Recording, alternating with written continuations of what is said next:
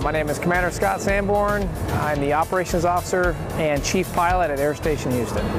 21 years ago, I joined the Coast Guard, went to the Coast Guard Academy, and when I got in the Academy, I realized we had aircraft, and I had an opportunity to go to flight school. So my dream of flying since I was about 5 years old, this could actually become a reality. So everything about the job is fantastic. So that's a good thing and a bad thing. The good thing is everything I get to do every day, putting together a flight schedule, managing some phenomenal Coast Guard officers, helping with the hangar deck, just as a leader at the unit. Leading people is probably one of the most rewarding things any of us get to do.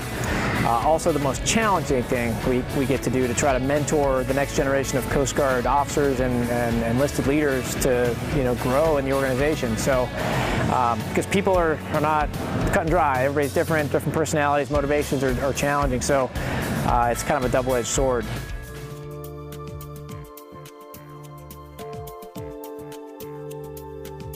Back in 2006, I was on just scheduled to do a patrol in New York City. I ended up going single pilot, which is a unique thing of the 65 to be able to go single pilot, and it was me and a flight mech. We flew through New York City, and somebody made a radio call saying, hey, we have an engine out, and we're going down just north of the George Washington Bridge. And I turned to the flight mech and said, hey, that's like, we're right here, So we diverted ourselves to start looking for them, and the New York City Police Department were able to pinpoint that position. So when we came back down the river, we saw them hoisting one of the pilots, and they said, hey, we're still missing one of the pilots if you want to start looking for him. So we started circling around, and sure enough, there's a guy treading water.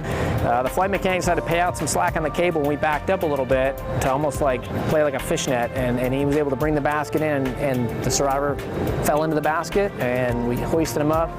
Halfway in, I realized, I'm like going to LaGuardia's airspace, I'm pulling the chart out, trying to manage that while doing the landing checks and make sure the gear's down.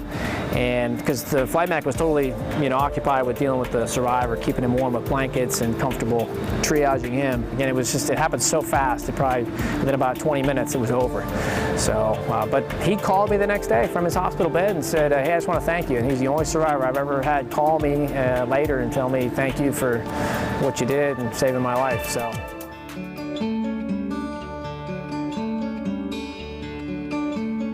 I had a family from the start, as in like when I started flying, my wife was there, we went through flight school together. We started having kids right away. In Atlantic City, I had my daughter and my son, and they've been part of it from the beginning. They've given up a lot of sacrifice as I've been on duty, done several shipboard deployments.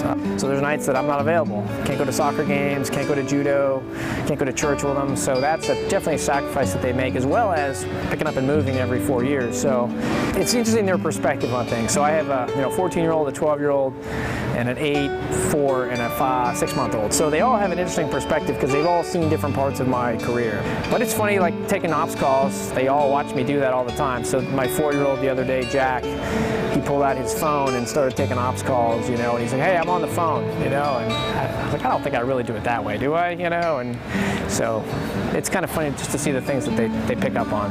The Coast Guard is a blip in our life. It's 20 years sounds like a long time, but it goes by pretty fast. I can't believe I'm already at, coming up on 18 years this next summer. So when you get out of the Coast Guard, you want to have your friends and family standing by your side. You don't want to ever alienate or squander them for the sake of your career, because your career is too short, and your family and your friends are who's going to be there at your side that's going to walk the rest of the next chapter of your life with you. So I guess that's what I'd leave.